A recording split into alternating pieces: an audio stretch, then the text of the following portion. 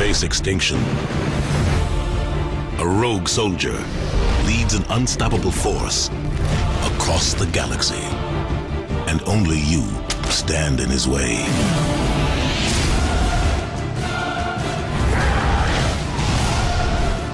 Don't you understand? Everyone you know and love, everyone, you will all die. Let's finish this! Join us. Is submission not preferable to extinction? Can you hold them off? There's too many! I don't think we can hold them! I'm sorry, Ash. I had to make a choice. I understand.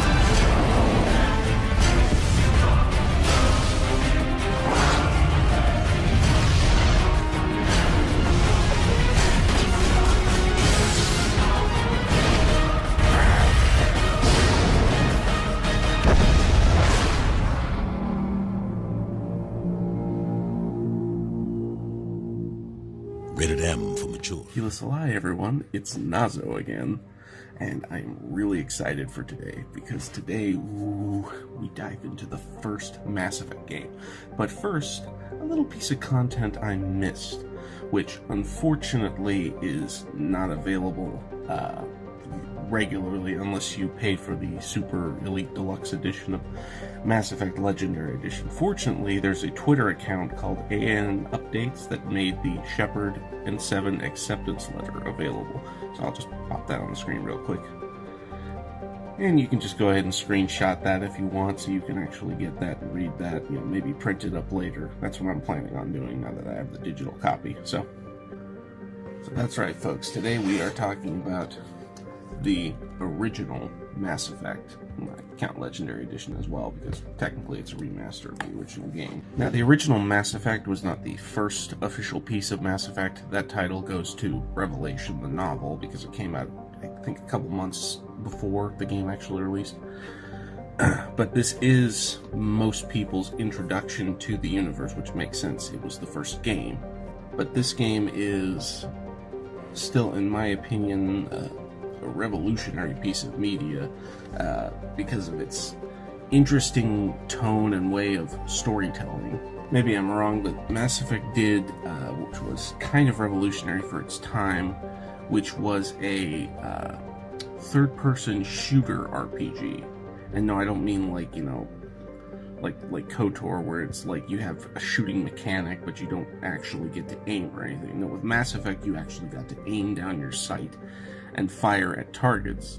It was more of a, I guess, a dice rolly type of mechanic, but it was sort of the first step into what we would eventually know as the combat system that would evolve into Mass Effect 2 and 3. So, despite how dated and clunky this is, it still has its place in history. Thankfully, Legendary Edition does update the combat system, so it's more streamlined and easier to get into for more casual fans of the series, especially if it's your first time playing. But let me get into the meat and potatoes of this game. I'm not going to go super duper in depth, because I'm probably going to do a live stream with friends discussing that. But basically, the plot line of the game is humanity is, as we all know by this point in the series, new to the galactic scene. We're still trying to make our way into galactic politics to the point of being part of the Alliance Council, or not the Alliance, but the Citadel Council, the Spectres. We're just kind of starting out. And in this first game, you play as what is now known as the legendary character, whether male or female, whether you prefer Mark Meer or Jennifer Hale, depending on which version of Chef you prefer. But the legendary Commander Shepard, and their first sort of journey into this version of the Milky Way, full of these alien races. You start off as like a second in command to the legendary Captain David Anderson.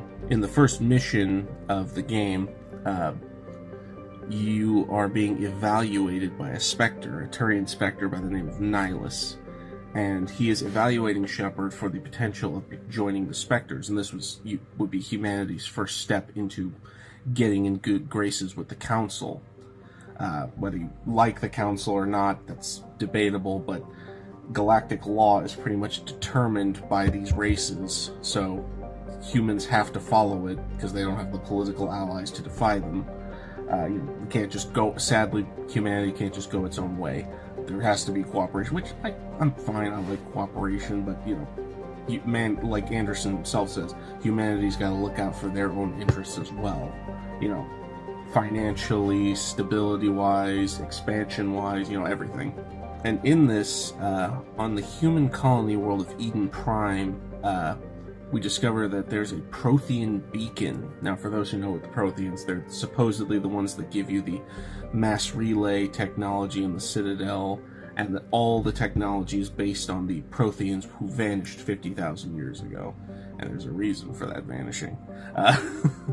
So in this mission, the newly christened SSV Normandy, which is both a co-human and Turian boondoggle project, is sent to Eden Prime to pick up the Prothean beacon, only for disaster to strike and an unexpected attack by an unknown force. That unknown force turns out to be the Geth, out by the Perseus Veil. But the Geth are not just leaderless machines. They are led by the charismatic specter known as Saren Arturius, who we all know at this point if you've gone through the book and everything. And basically on Eden Prime, the mission goes foobar real quick, but before it's destroyed, Shepard does get to interact with the Prothean beacon, and it gives him visions of a terrifying past and potential future. And the first portion of the game is you pretty much trying to prove that Saren has gone rogue, and that he's trying to bring back a race of ancient sentient machines known as the Reapers. And basically, that's the whole first portion of the game, is you trying to prove that. Once you prove that, you are actually elevated to being the first human Spectre, which is a huge honor for humanity. The majority of the game is you going to, uncharted worlds to do extra missions, or going to the main 4, which you get 3 at the start. You get the Artemis Tau cluster, which you have to find the world where Liara, your Prothean expert, would be on. The second one is Pharos, which is a human colony under Geth attack, and the other one is Novaria, which is I guess you could call a corporate criminal hub, where they do a lot of unethical and off-the-book research that nobody should be looking into as far as they're concerned. And there have been Geth sightings there as well. You unlock the 4th planet after Novaria, or after you do at least 2 worlds, which is Vermeer, which is, that portion of the game is, in my opinion, some of the meat and potatoes of the franchise in general. Because on Vermeer, a lot of the choices you make in this game truly do matter. You have to choose one of your squad mates, which one gets to stay and live, and which one gets to die when you eventually take out Saren's facility there. And there's also a confrontation with one of your other party members that will determine whether they live or die. And of course you get a confrontation with Saren, and you get a motivation. There's also other confrontation. I won't discuss that, especially if it's your first time. Now, what do I think of the first Mass Effect game? I think it's fantastic, but I'm also kind of going by a bias here. For a lot of people, the combat is a turnoff, and sometimes that might not be enough to finish a game. Sadly, and it doesn't work for everybody. Personally, there's also, you don't have to just be I choose generic soldier because I don't mind being the generic guy who faces impossible odds. But, A lot of people will choose either a tech skill or a biotic skill or a mix of both to sort of create a more dynamic and interesting type of gameplay, especially since biotics can't use weapons like assault rifles. They can only use weapons like, shotguns and pistols, and you kind of have to build up to earn to use an assault rifle as a biotic. And frankly, it creates a more challenging and interesting dynamic of gameplay. Same with tech experts. There's some that like only use sniper rifles and pistols, and unless they unlock higher abilities, they can't use any other weapons. And it's those types of dynamics that I think are incredibly interesting and incredibly fun to play. But I understand why the combat system would be considered too boring to some modern players.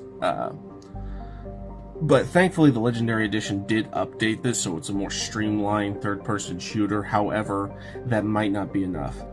However, if the gameplay is not enough, I would still highly recommend the dialogue, the characters, and the story, because those are the meaty parts of this game. The incredibly meaty parts. And there's some interesting side missions. Now, mind you, side missions won't be for everybody, but I would still recommend side missions because interesting things can still happen, things you wouldn't expect, things you would be surprised by. What's interesting, though, is that the game does make it, your choice is important. It's important when you talk to your squad mates, even if the conversation you're going through is not particularly interesting to you. It still does matter in the long run, because you still, one, you get to know your party member, and two, it might determine that party member's survival depending on whether or not you helped them or not. Now, it's not the case with every character in this game,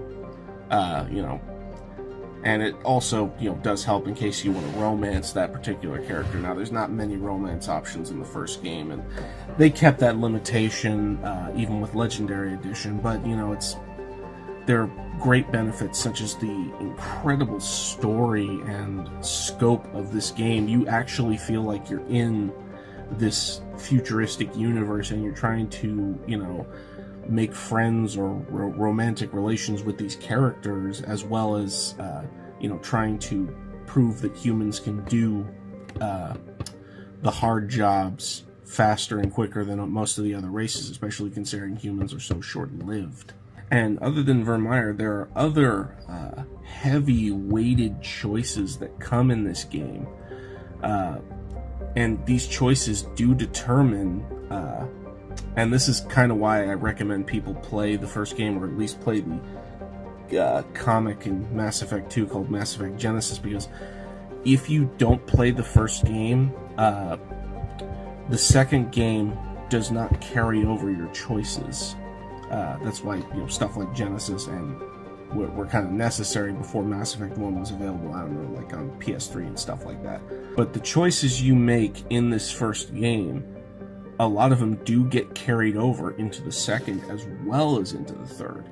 So it's very, very important that you do things that are in this game, because they help form what your character is going to go through in the second and third game. Not 100% of the time, but a lot of the times, the future encounters that you have will determine based on your choices in the first game. One recommendation I would highly recommend, especially for your first time, is you should go either full Paragon or full Renegade. If you go middle ground, you are going to have a bad time and you are going to have rough choices. But then again, that is your choice if you wish to go middle ground. Just keep in mind, I've warned you, it's not going to be beneficial if you do mostly middle ground choices, because it's going to hurt your playthrough in the long run. Now, this game is not my favorite in the series, but after playing some of the other games, including Andromeda, it did help me appreciate this game's exploration and storytelling just a little bit more. Not that the other games are bad, but you do see a little bit of a decline in some stories after this game, because this one has the classic BioWare feel of the 4-planet direction after your first couple of planets, and then the big epic surprise plot twists that come later in the game. And this was kind of like a staple for BioWare way back when. So, what are your thoughts on this game? Comment below, talk, share with each other. Please let me know. I would love to hear more perspectives, especially about your particular playthroughs on Mass Effect, some of the hard and difficult choices you had to make, some of the obviously easy choices you had to make, like, I don't know, punching the reporter or something, like stuff that just it comes naturally to you. But yeah, please comment below. Please let me know. I'm not going to say I should go, because there's a couple more videos I'm going to release with this one. What I would like to call, I guess, the DLC corner. And we'll discuss those in the next ones. Alright. Thanks, guys.